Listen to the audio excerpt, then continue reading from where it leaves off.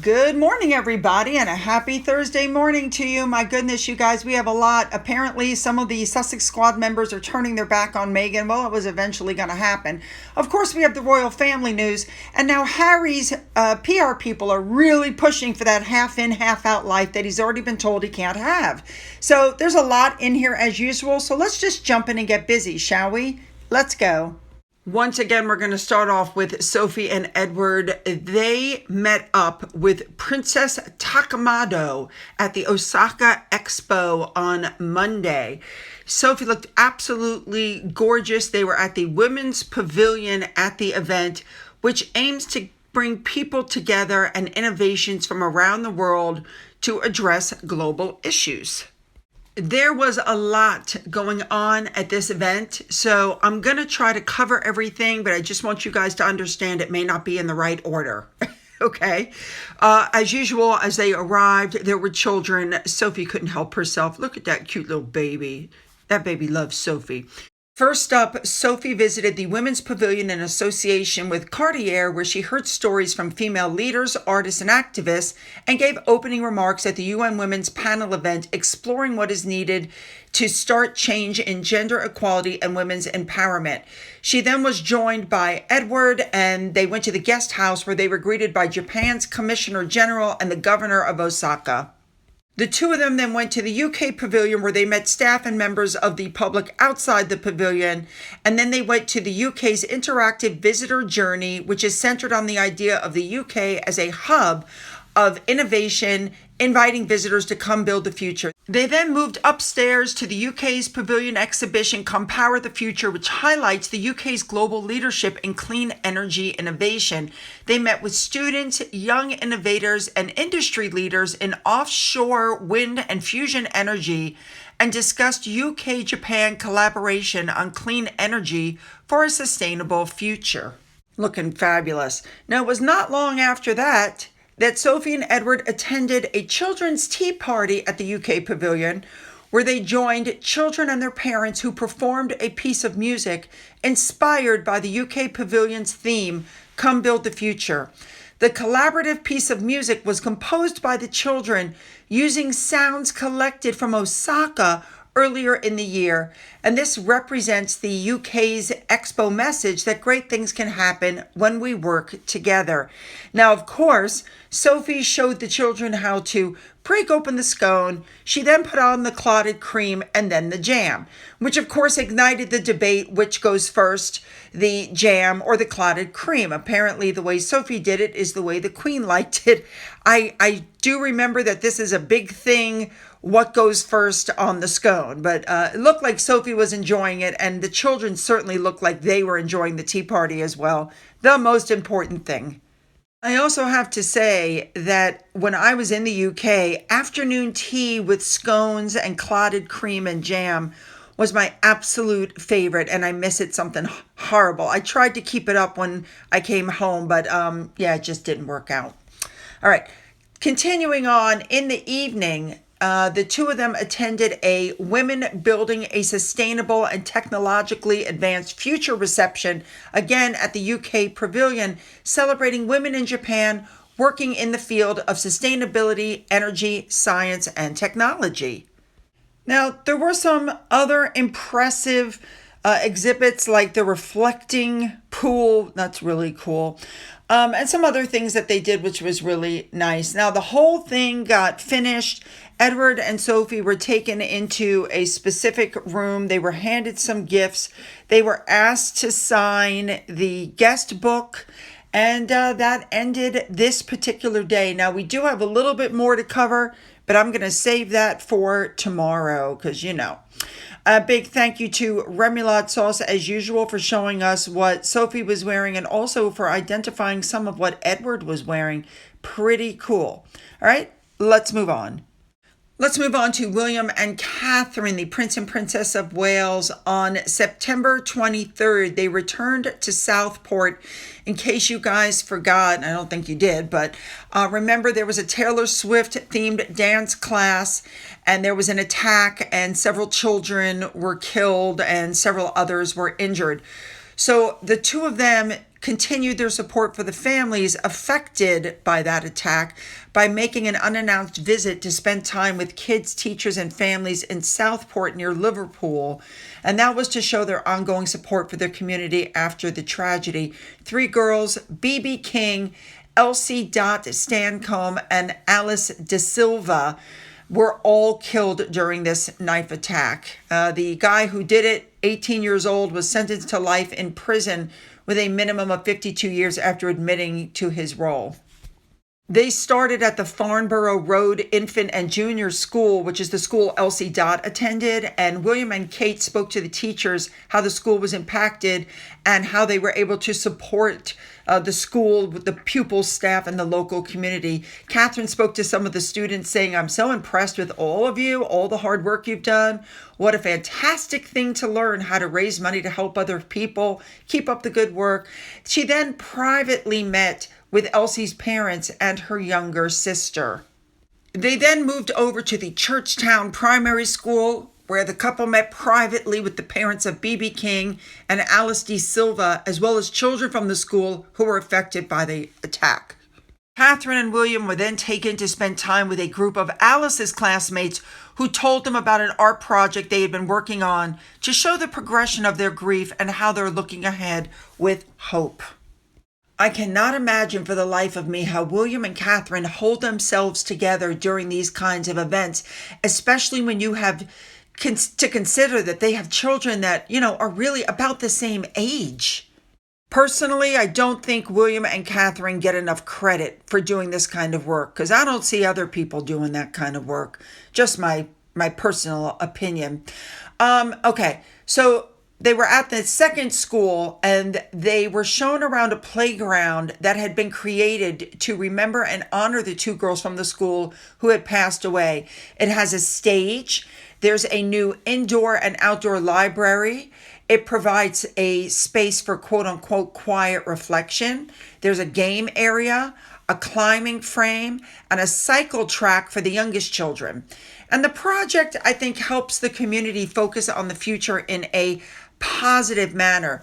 The school then donated the leftover money from the fundraising for the playground to some local charities, which have been helping the community recover.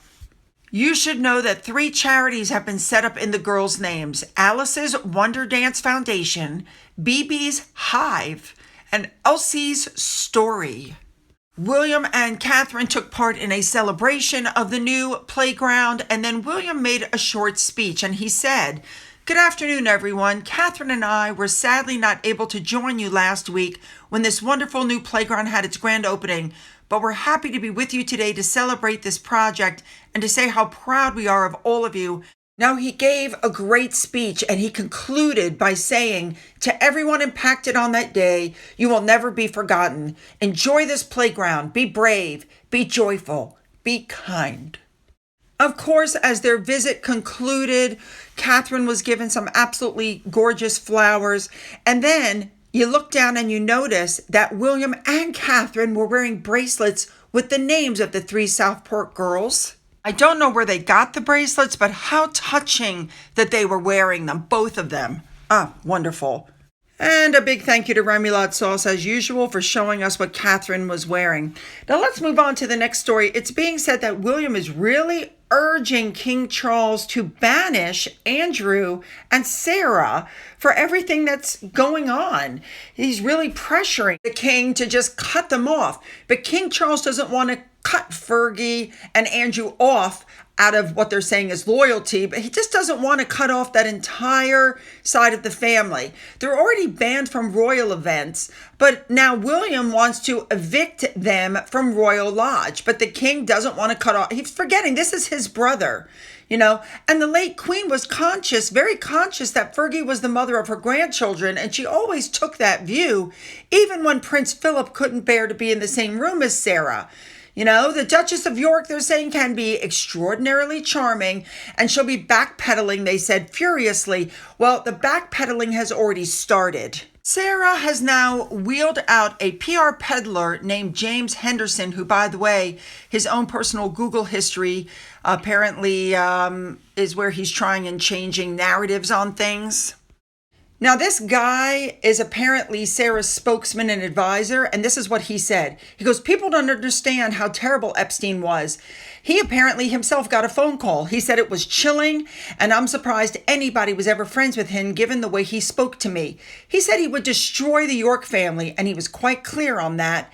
And he would destroy me as well. He wasn't shouting. He had a Hannibal Lecter type voice, very cold and calm and very menacing and nasty. This guy was sufficiently upset that he apparently saved Epstein's number to make sure if the guy ever called him again, he wouldn't pick up. He said it was the only conversation or exchange he ever had with him. And it was a day in the spring when Epstein would call him in the wake of the Duchess of York's interview. He said it was understandable that Sarah fired off the email expressing her regret at offending Epstein, giving the menace of his threat to ruin her life and that of her family. But the resurfaced email, of course, has brought all of her decades of philanthropic work to an end, because we know that this past Monday she was dropped by multiple organizations. At this point, she needs to stop wheeling these people out. She's just making it worse. All right, let's move on to Harry now. Remember, he's lost Sentibale. He needs something. So now what he's done is he's joined some A-list stars in a new AIDS campaign. Now, of course, they're like, it's 40 years after Princess Diana. It's always Princess Diana. She's one of the few public figures visibly treating people with HIV with compassion and humanity. In 1987, she opened the first AIDS unit. Get my point? It's all the stuff that Diana did. Nothing. What accomplishment has Harry actually done? Nothing. Nada.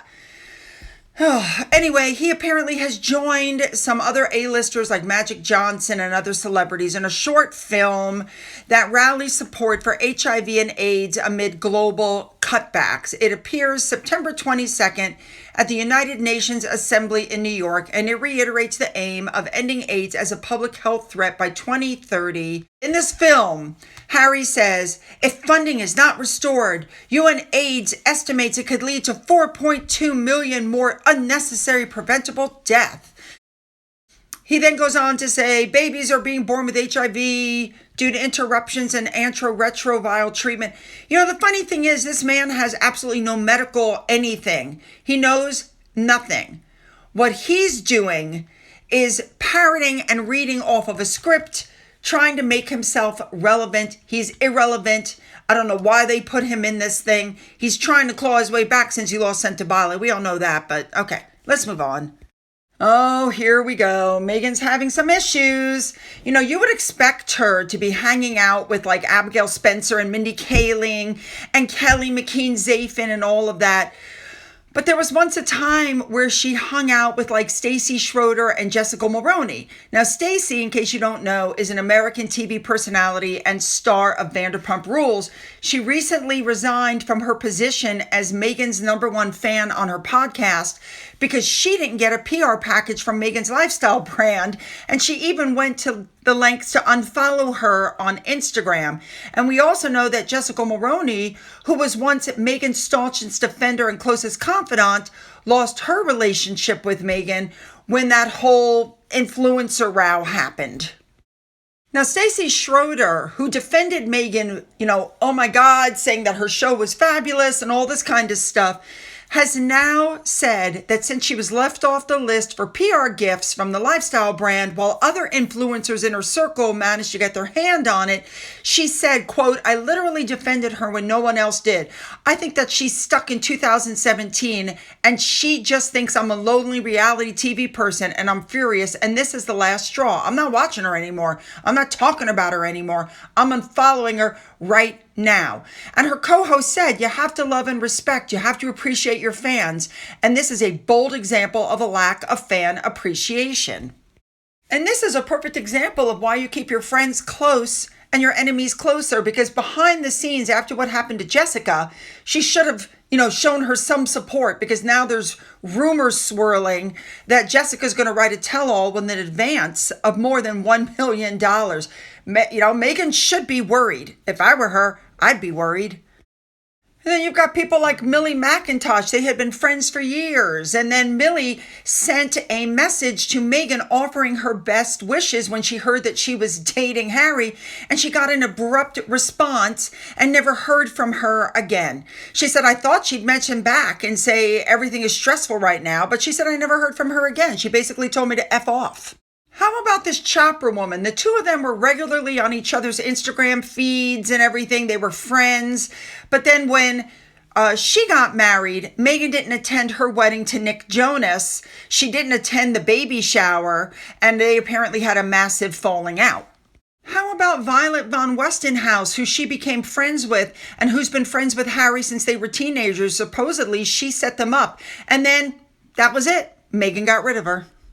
You know, you should be careful who you step on the way up because you might need them on the way down. And on St. Meghan Markle on Reddit, this was a perfect example of what somebody wrote. Let me give it to you. What they said was that a Sussex squad member wasted her money, went to Whistler for Invictus Games to meet Meghan Markle, and it was a waste of time and money. And she has since gone home after shooting some content for her Twitter, Instagram, and TikTok. She apparently met Meghan and said Meghan was not at all excited to see us, and she got the feeling Meghan was plastic and fake in her interactions. Duh. All right, let's move on. All right, you guys, let's move on to our main story for today. According to the Mail on Sunday, which I've already discussed this with you, let me just remind you, Harry's people said that the meeting between him and his dad signaled a thawing of their relationship and the acceptance of his family back into the royal fold and the start of a new working model for the ex-royal because he now has plans to return to the UK 4 or 5 times a year. And that this kind of formal but informal role might work. But of course, that was immediately rebutted by the palace, who said the king was absolutely clear in upholding his late mother's decision. There can be no half in, half out. And I don't understand what Harry's doing. But this is what the people are saying now. And with that, this is what the reporter wrote. I'm shocked. He wrote, quote, "Why can't Harry be allowed to be half in and half out? Because that's essentially what he is now, since no one's taken away his title, and he conducts fake royal tours to the likes of Nigeria and Colombia on a whim. When you consider the kind of gaffes the Sussexes are prone to if left on their own device, talking about Harry's US visa and admissions of past drug use being just an example, wouldn't it also be safer for the palace to have a little involvement in where he goes and who he sees? Harry also does substantial amounts of high-profile charity work, as we know, and whatever you think of his behavior over the last 5 years, he's always been incredibly good at the kind of interactive charity work necessitates. Like his mother before him, he tends to be warm and natural in even the most stilted situation. If those talents could be harnessed and used to the royal family's advantage, why not?" They then go on to write, while you can't do anything but admire the late Queen's extraordinary work ethic, you have to consider that the younger members of the firm want to work less. Basically, they're saying that they're lazy. Denying Harry and Meghan the possibility, now that Megxit has made having your cake and eating it too a possibility, which is what they're saying they're doing, why don't you just embrace the part-time model and help the firm's long-term survival? If there's any truth to the rumors for a new role for the prince within the firm, and if it does turn out to be something father and son actively want, there would have to be a final blab warning in the contract. Not the small print, but bolded up front. If a single word about the inner workings of the firm makes its way onto Oprah's airwaves, into a Netflix special, or a best-selling follow-up memoir, you're out.